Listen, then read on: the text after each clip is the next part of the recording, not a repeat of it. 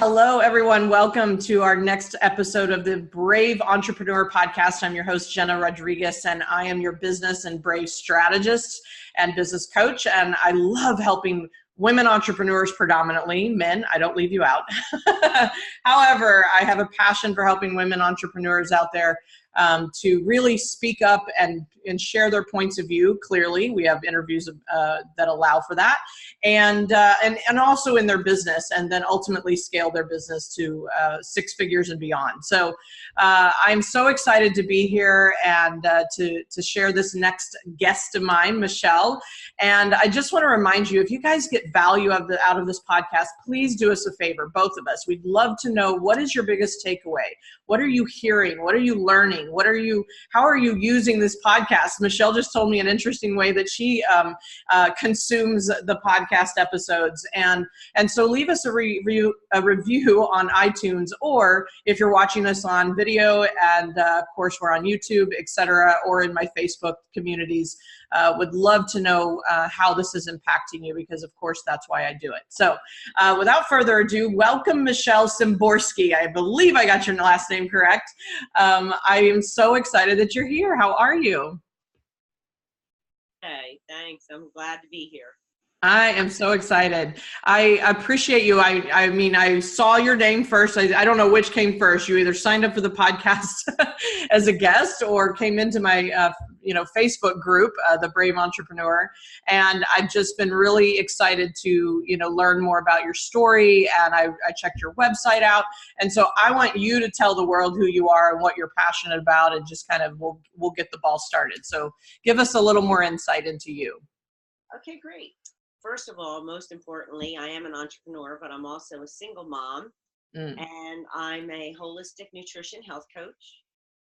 And so I like to explain to people, from a holistic standpoint, that means complete, right? So mind, body, spirit. So that kind of helps put things into perspective. I love that. I actually do private health coaching. I do group health coaching. I lead workshops. And I'm a speaker, and I'm so that is kind of the business piece of it. Me personally, I love music. I love beaches, and so, to be honest, part of my whole business is understanding how important music is to health. Yeah, interesting. Standpoint of it, yeah. I love that. That's what we have in common: music and beaches and all of that. And we were just talking a little bit about that before the show. I married a musician, and just, it was what kind of attracted him to me was, that kind of creative space. And I'm very impacted, emotionally and such, with music and rhythm and all of that. I used to be a dancer too. So I love that about you, and it just adds to what else we have in common. So as I was reading your story, and I want you to kind of dive deeper into that. Clearly people need to know what that is. There were just some parallelisms that really stood out for me from, like going after a college degree, not finishing it. Been there. Finding the passion, right? Maybe a little later in life or what have you, but just following the breadcrumbs based on what you had to do in the moment. I mean, just all of that really resonates with me. And so if you could take us back to, number one, what has been your journey? First of all, I know you've gone through your own transformation that has brought you to the place that you are now, where you can help other people. And I think that's a powerful, authentic place to come from. So just share with everyone what your journey's been like. Well, I like to explain it as I was born with an entrepreneurial spirit, but I didn't know it. Yes. So when I was young, I think when I graduated high school, there were a lot of people that were right away wanting to go into college and get married. And I thought, why? Right. I just want to explore the world. And I did have a vocational education. I did get, some healthcare education. And so I did start working for an employer, but I was also doing side hustles.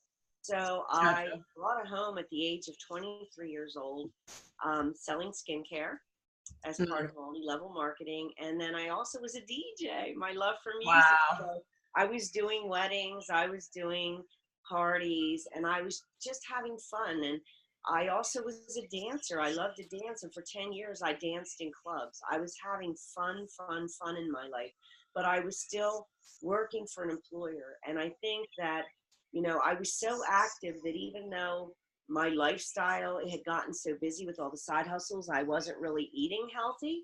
Mm-hmm. But I was able to sustain a healthy weight. Doesn't mean you're healthy. It just means you look good on the outside, right? Just Yeah. because I was so physically active. And so I knew that I had that passion, but I pursued this journey. Okay, I need to go to college. I became a mom, a single mom. I had raised my daughter. And every time I went into college, there was some obstacle that came into my path and I would stop. So 3 times I was headed for a degree in healthcare administration because I served for over 30 years as a corporate leader for healthcare quality and patient safety. So Mm. I was a person in hospitals who knew every accreditation standard and every government regulation. And I had to work with everybody from the board of trustees down to the environmental services staff, preparing them for these surveyors that would come into the hospital. So we had to know, educate them. And so I did really get to know the insides of the hospital, and that career was so important to me. And I did think it was my passion at the time. Right. So I kind of got lost as a mom. I stopped, I was a mom. I was this corporate leader. I'd kind of put music to the side, all the things that I loved. And I got so deep into it. I started doing a lot of volunteer work. I was a president for the Delaware Association for Healthcare Quality. I was a judge among those who bestow the Quality Award for Business in the state of Delaware. So I'm actually trained under the Malcolm Baldrige criteria. And a lot of people don't know what that is, but there's a national quality award out there for business. It used to be funded by the government. It's not so much anymore. It's funded, by people who donate, but it's a big deal. And every state has an award. And that award criteria is very complicated. And so I got to know that, and I think I was defined by that role. And so when I got really sick, as a corporate leader, I was not taking care of my health. Mm-hmm. I was running my daughter to dance lessons 4 times a week, eating fast food in the car. Yep. And I wasn't getting any physical activity anymore. I was sitting at my desk. And so I got really sick. And then it came to a point where I also became care coordinator for my grandfather. And so for 3 years I was taking care of him. And that is when I realized, after the doctor told me that he was going to put me on insulin, and I was struggling with type 2 diabetes, high cholesterol, high blood pressure, and I was about 115 pounds overweight at the time. So I decided to change my life. And what I realize now is that was my first journey that has given me some insights to entrepreneurship that I'll talk about a little bit later. Yeah. But it was a journey for 2 years. And at the end of that journey, I felt compelled to share, not just because of what I learned on the journey, not just because I had achieved the goal, but what I had learned. And so all of a sudden, the work that I was doing, that career for all them years that meant so much to me, was not meaningful anymore. And I was faced with some, concerns. So I actually went back to school for a while because I had this seed to be an entrepreneur. So I went back to University of Phoenix because I was in a different college for healthcare administration. And I switched my major. And so for the 3rd time, I went back to finish. And I went for small business management and entrepreneurship. And I was getting closer and closer to that degree. And then I realized, oh, I know this stuff. This is ridiculous. I've been working, in leadership. I need to do what I need to do to help people. And I switched it up and went back to school to become and to graduate as an integrative nutrition health coach. Wow. What a trip. I want people to know that I started that journey with my health at 50. So that was only 8 years ago. So in 8 years, the transformation that I've been through has been tremendous. Wow.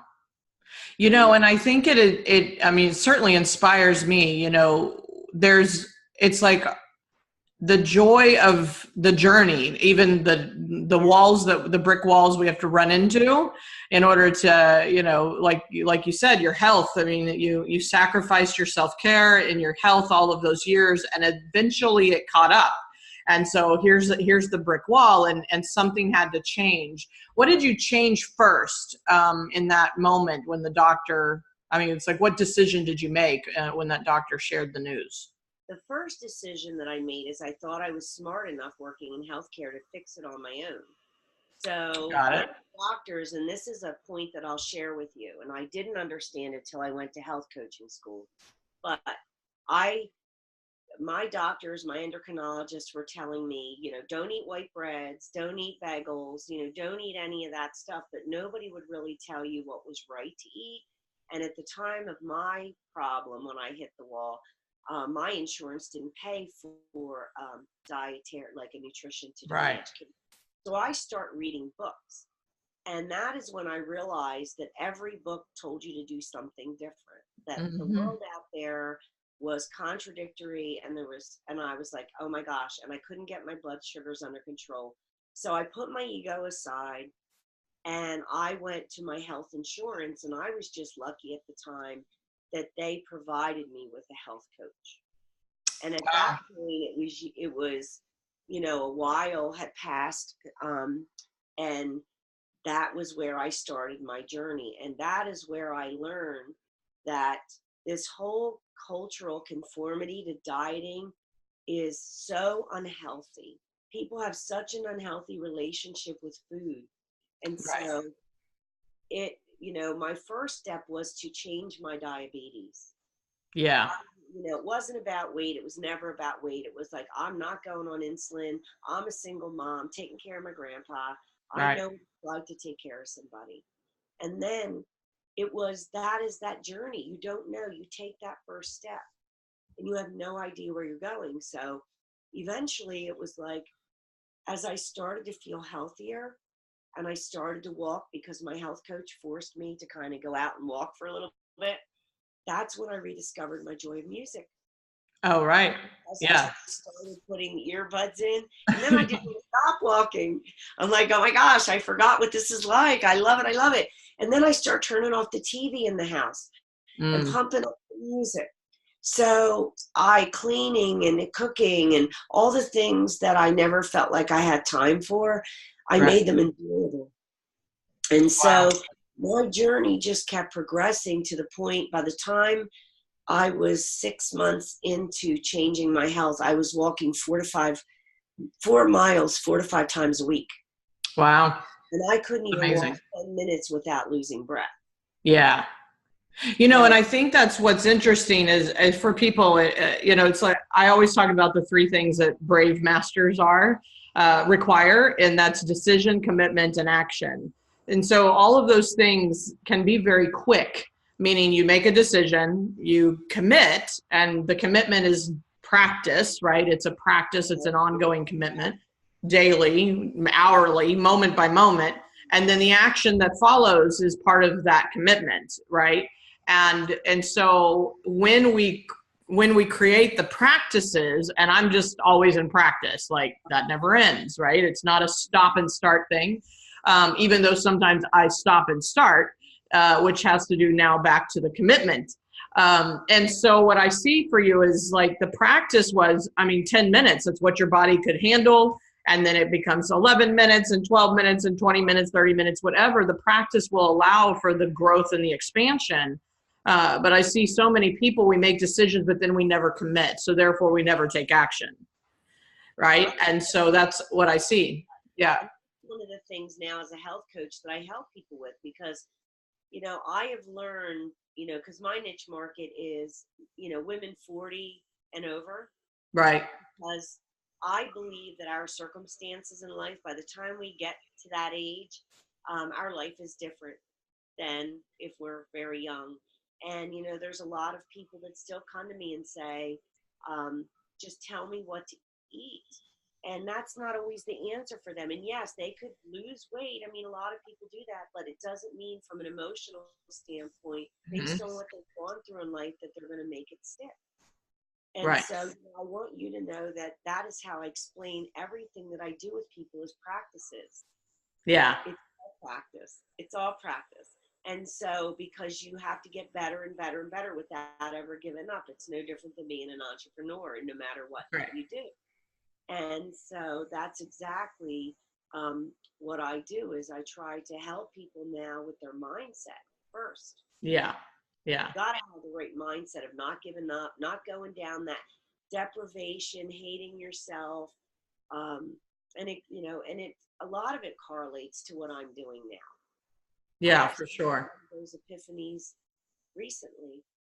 Right. And I love that because, I mean, me too, right? It's like, and I'm an entrepreneur, but I'm and a business coach, but the brave part is all about mindset shifting. It's all about, you know, who are you and who are you becoming in order to step into the business that you're trying to create, you know, and to be the leader of that organization. So for being the leader of your health or, you know, your lifestyle, all of that is, you know, is incorporated certainly in what I do. And I can see that that's how you approach it. And I love that that's your holistic approach. And so what has been in this conversation, like what has been the bravest, maybe the most difficult obstacle that you've had to come through with all of this transformation? Well, in July of 2017, so it's been about a year and a half, a little bit Yeah. in that. I was faced with, I had already become a health coach. I was seeing clients at night. I was hustling. I had also I was selling health and wellness products. So I had a business on the side. And the work that they had given me at the employer that I was at had changed drastically. And so my work became more and more meaningless. Got and it. I started to realize that it wasn't fair to me and it wasn't fair to my employer.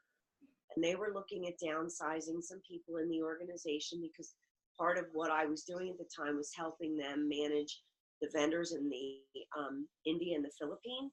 Right. Offshoring work. And I sat back and I thought, they're going to take one of my team members or I can sacrifice myself. Wow.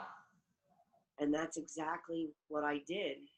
And I actually told my boss, and she's probably going to listen to this, but my ex-boss, that I wanted to do that. And I think her first response was, I know the other people work hard. And I'm like, no, I'm not kidding.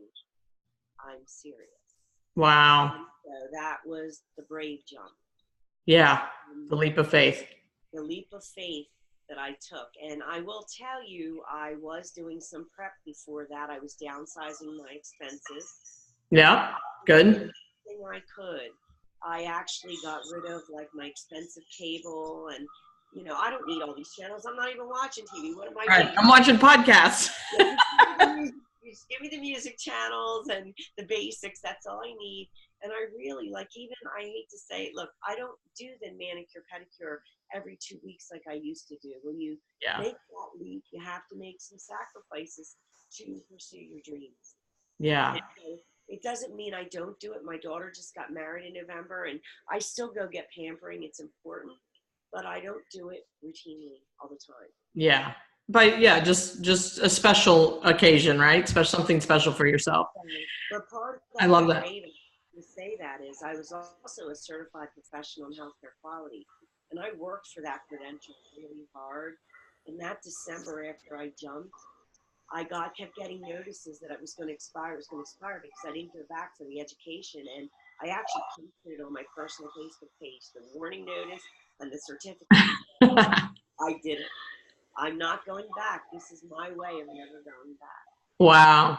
You know, and again, part of the commitment, right? That was part of the commitment, you know, and letting go. I just see, you know, how powerful, not only like first the decision called, I'm going to do this, and then your commitment to it and what you have to let go, who you have to become and who you have to change inside of yourself in order to step into what's next, you know, and like really stay on, like in aligned with, you know, honoring yourself and where you're going and what you want. And, and sometimes our circumstances start to change and shift, and now we are faced with the decision. But I find so many people don't make the decision. They stay, or they complain about it and they stay in the job, and yet they never really take the brave leap of faith. So I just appreciate you sharing that. And it's actually more recent than I expected, like that's not that long ago. But I want to say that I incorporated my business back in 2013. Ah, gotcha. 5 years old. So the leap's I've been doing and posting for 5 years. Yeah. I've been doing, it was just, it took that time to mentally realize this is how unhappy I am. I could stay the rest of my life unhappy doing something that's not fulfilling me, or I can take this leap, and it's exciting, but it's scary at the same time. But that's where the brave piece comes in. That's the brave. Yeah. Yeah. When the excitement and scary, fear, what have you, and excitement and coexist, I think that's usually a sign it's the next step. There's some type of signal inside of that, intersection, and when we can. And I also believe it's the intersection between our inspired voice versus what I call the shallow voice, right? The ego voice. And if we can listen to the inspired voice, that higher self, then that's the excitement, right? And it's like, yes, pay attention. This is where we're going.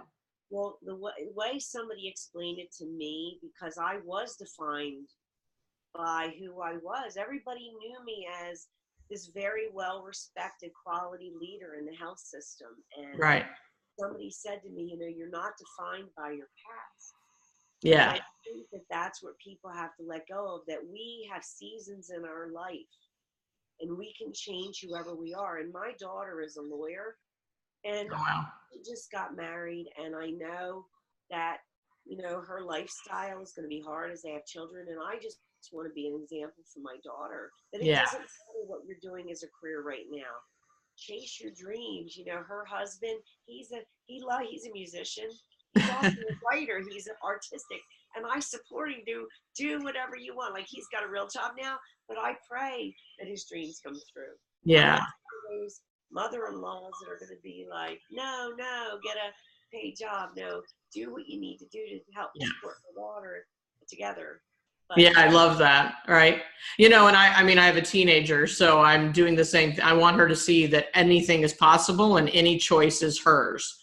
Right. And it's up to her to create and choose. And it was funny. She, they have boyfriends in junior high, but what do those mean? I don't know. They're very innocent, thank goodness.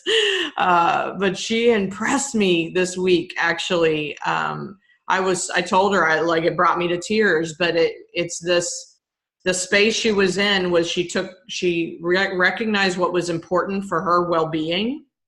And she broke up with the boyfriend. And I was like, how did you learn that at 14 years old?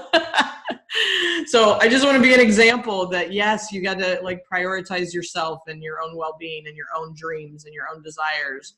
And it's going to be hard. And I told her, I said, you got your brave on by communicating your truth. And I was like, holy cow. I mean, she didn't even talk to me before. She told me after. I was like, wow, okay, good. But it's the same for us adults, because that's just her first season, right, of something brave. And here we are. We're never complete. There's no destination, in my opinion. So no, it's not. And that is the correlation that I made between my health journey and entrepreneurship. That what touched me emotional was music again, because I do a lot of reflection about where I am now. And one of the things that I think we focus on a lot is, when you go into the entrepreneurial world, you have a lot of fear about finances, and you get overwhelmed because you're wearing multiple hats.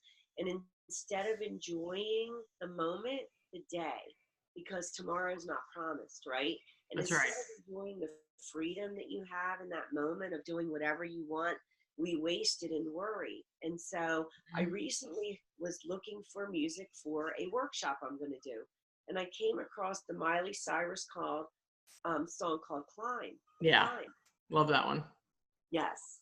And all of a sudden it just hit me. It's like, it was like my health journey all over again, because when I stepped on that path, I didn't know where my destination would lead. And look at where I am now on your podcast, right? Yeah. I had no idea, became a health coach. Who would have ever thought? I was sick. So Right. that I realized that that's how entrepreneurs need to live. Not so worried about where they're going to end up, but to really enjoy the journey. Yeah. And to realize how extraordinary of a life that you have. And so to me, that helped me. I cried. I'm sorry. I did. I was like, I No, it's listened to this. okay. Oh my gosh, it reminds me of my other journey, because it gave me hope to say, we're all unstoppable. Yeah. We can, Absolutely. no matter what, if you keep going and don't give up, that who knows where you're here to serve. You're serving other people by helping them get their brave on. And I'm helping other people get their brave on and get healthy in a different way. Right.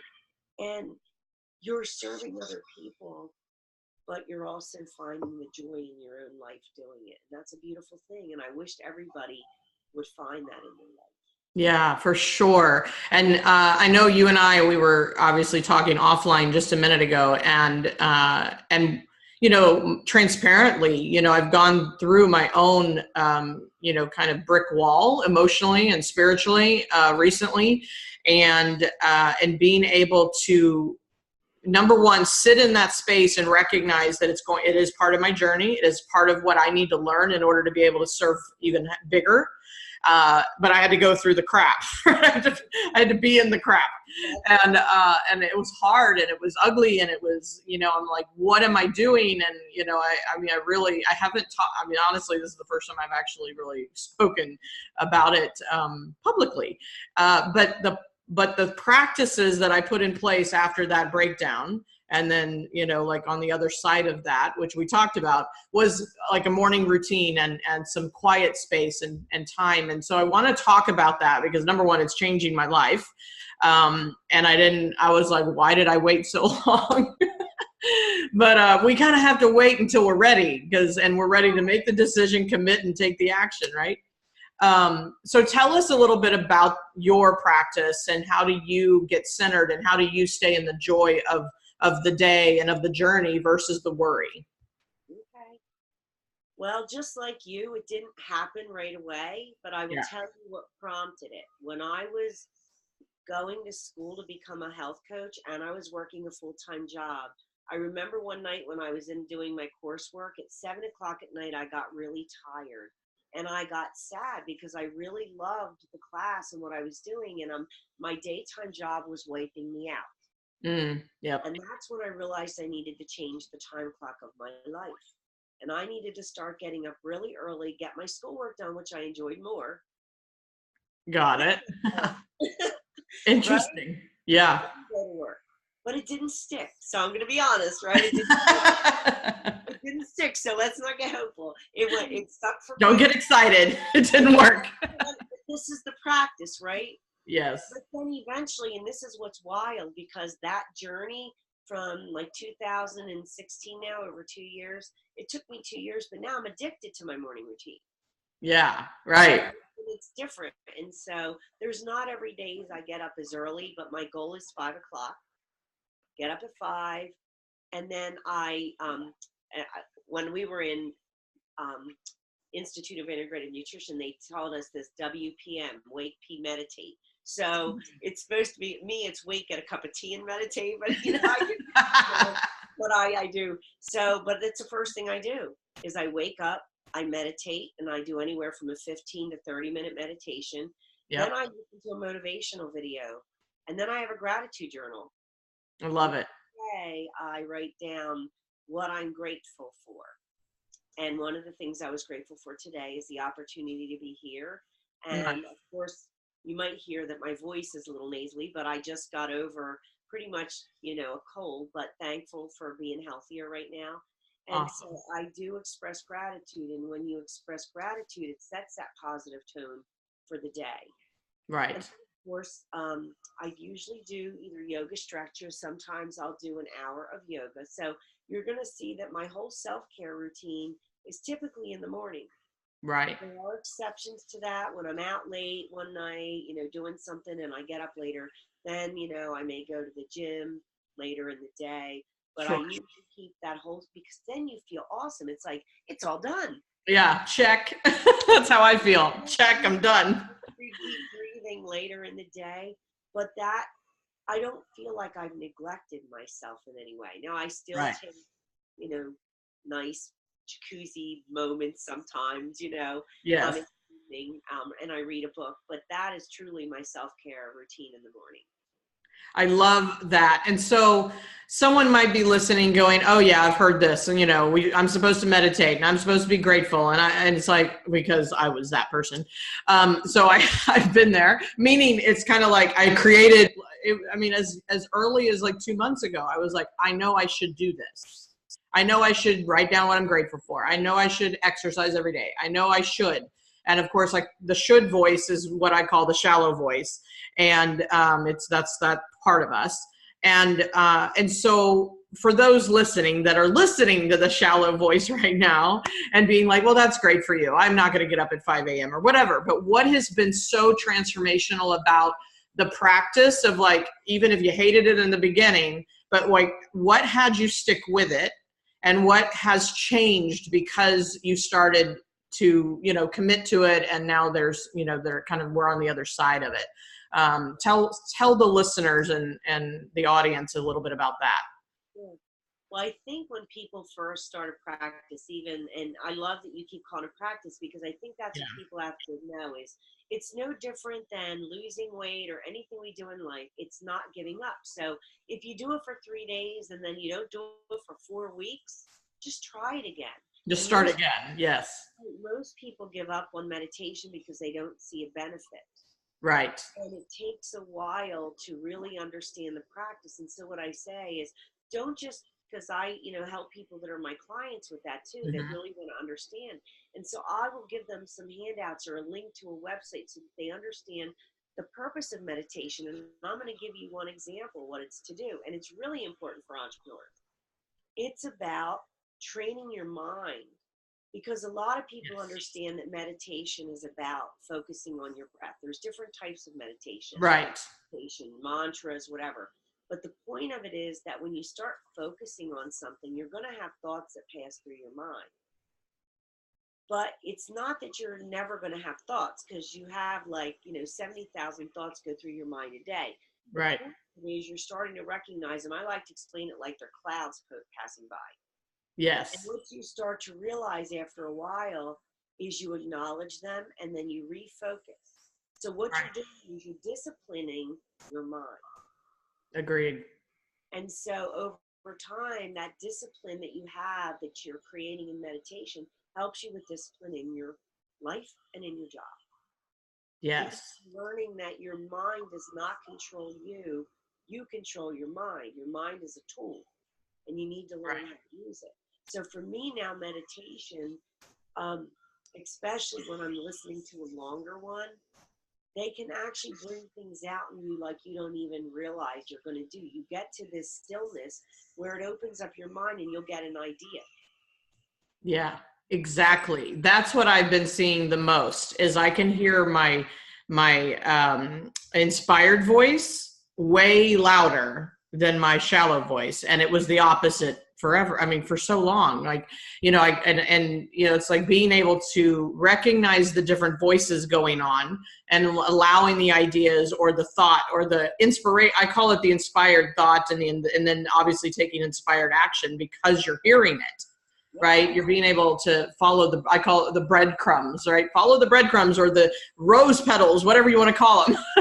But that way you can actually have choice in the matter. Otherwise you're in reaction and you're spending your days, listening to the chatter and it sounds like that's the truth or that's the way I should go. And yet, how do you know without getting quiet enough? And I am new to this, right? I'm new to the result of it, but I was like, I'm with you. I was like, yeah. And what happens is if you start listening to a lot of different guided meditations from Right. different people, and that's what I'll do is I'll do a variety, all of a sudden there's this other epiphany that happened to me. Where the heck have I been? I'm 58 years old, or 50, whatever, what year I started it. And all these people know something that I don't. Where have I been? Yeah. This is a spiritual practice that teaches you so much more about law of attraction, Right. manifesting what we want into life. And that is really what got me into, well, okay, we did a 15-minute meditation. Now let's do some motivational video for 10 minutes, even if it's 5 minutes. Right. Learning. And it sets the mood for the day. It's like you realize you're positive. You're not waking up negative. It's giving you motivation for who you go after your dreams. Yeah. And I'll add one other thing that I was in a bad habit, and I don't know what the statistics are, but I bet it's really high, is that I would wake up and, go to the bathroom, like and I would take my time. I'd hit the snooze 5 times. I mean, all that. And the first thing I would do is start reading my emails or checking Facebook or on my phone. Right. And I have not done that in a month, like, meaning that's the first thing. And it's like, whoa. And it was ripping the Band-Aid off. And it's been like one of the most powerful things I've done, is to self-care first and not go look at everybody else's agendas, everybody else's noise and information. Not that it's negative or, necessarily, it's just other people's ideas. What about mine, right? What about my ideas? And I had read that in a book. I can't remember I think it was Brendon Burchard, and he said, we spend so much time reacting to other people's lives, we don't live our own life. Yes. And exactly. I know that has been one of my biggest struggles, is staying away from social media. And when I was writing my book, that is the lesson I had to learn, that you're never going to get this done if you keep those distractions going. And so I had to turn off my phone. I had to really get away from it. And that's hard. Yeah. It's hard, but oh my gosh, it's really good. So I just, it's like, I've been on such a mission myself. My entire life has been about, transformational work and getting, mastering my mind and all of that. And then I've obviously been working with an amazing coach over the last 8 years. And then I continue to feed, that conversation, not only with my clients and on this, that's why this part of this podcast exists. I want to know what people do to get where they are and let people into the secrets, right, of that. And so our journeys are sometimes so similar and parallel. And that's why I was like, wow, you've come through a lot. I'm on a weight release. I don't say lost. Weight release journey of my own, because I held on to it for protection. And I know that now because of my mind work, and I don't need it anymore. Right. It's like, it's letting go, it's releasing. It's just like the job that doesn't serve you anymore, or the business that doesn't serve you, or the strategies, but there's something about the body and spirit as well, that there's something you have to let go of in order to gain what you really want. And so I'm just really excited you're one of the first episodes of the new year. And this is just, I think, a fantastic way for people to start their journey over, or to just step into the next commitment or the next practice. And you being that holistic approach, I think, is so important to whatever you're doing, right? And being able to add more, quality to your life and your journey. So awesome. Well, I wish you the best on your weight release. Thank you. And I will tell you one of the things I did to commit there. Yeah. All those years, because I did yo-yo diet for years. It wasn't like that was my first attempt. And I used to always save my clothes in case I gained my weight back. I started packing them up, and I gave so much away to the Goodwill, because my mindset was, I'm never going back. Yes. Oh, that's good. And I got plenty of that. I got a lot of stuff in my closet that I need to move out. Get rid of it. That's your commitment, Jenna. I love that one. I have heard that, but I mean, I haven't thought about that in probably 3 years. So great to be reminded of that, and now I get to choose into it. So yay. Thank you for that one. Yeah. Well, I know, and you know, we have we're connected online, and I know we'll have more conversations, and we'll, you know, we can share more with the audience at large. But as we wrap this up today, I definitely want people to know more about your book and where to connect with you. So what would be best? Sure. I have a book. It's called Journey Beyond the Plate. It is a book about sustaining weight loss, but it's really a holistic book, and it even talks about meditation in there and gratitude and things like that. And this is on Amazon in both Kindle and paperback. Where they can find me, I am on my website is Make Healthy Fit. My business is Make Healthy Fit, like Make Healthy Fit in your life. Yes. So you can find me there pretty much everywhere. Make Healthy Fit on Facebook. MakeHealthyFit.com is my website. I'm also on Pinterest as Make Healthy Fit. So that's the easiest way to find me, is just search for Make Healthy Fit. Awesome. I love it. And we'll put some more links in the show notes, et cetera, make sure people can connect with you. And I'm sure the book is amazing. It sounds like it has, you know, perfect information for people to really reset and create new practices. So I'm glad we really talked about that today. So thank you for being brave. Thank you. I mean, you wouldn't be here if you hadn't taken that leap of faith and, you know, really said yes to not only being an entrepreneur full time but doing something that can really serve people in a big way. So I certainly appreciate that. So one more question as we close out. If this was in fact your last interview, you never to speak on stages or any podcast in the future, you're like, now what? What would be the message you want to share with the world? Oh, the message I would want to share with the world, I think I'm going to struggle with this because I had it in my mind what I wanted to say about entrepreneur, but I really think I need to say it about health and entrepreneurs. My message is that we've talked a lot about self-care today, and I know we've already beat that horse, but I think that we sometimes get so overwhelmed by everything we have to do, we don't prioritize our health. And as a woman who was sick, who was, you know, I was in charge of 19 acute care hospitals across a large health system with a 2 to 3 hour commute every day. So I tell people, don't give me your excuses. You know, those is what it is. And that's what I try to help people with, even in my book and in what I do, is that I really want them to look inside and love themselves. Yeah. As an entrepreneur, as a person, and just say, everybody's important in my life. What about me? Yeah, for sure. Life and business, everybody's important. And that way, you know, because what I was really going to say is don't care what people think, but that holds true for when you change your life around self-care, because you're telling other people no.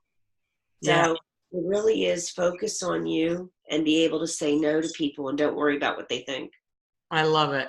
And I'm really glad you ended on that note, because I think it's just, I mean, I am proving it to myself, and it's saying yes to self first and then letting other people in, and, you know, and then deciding what you say yes to next. So I love it. I appreciate that tremendously. Thank you so much, Michele, for being here. I'm really excited to know you, and now the world gets to know all about you. So thank you very, very much. Thank you again. And thank you, Jenna. It was nice. You're so welcome. Yeah, you're so welcome. So everyone listening and watching in, please make sure, again, you give us your best and biggest takeaway.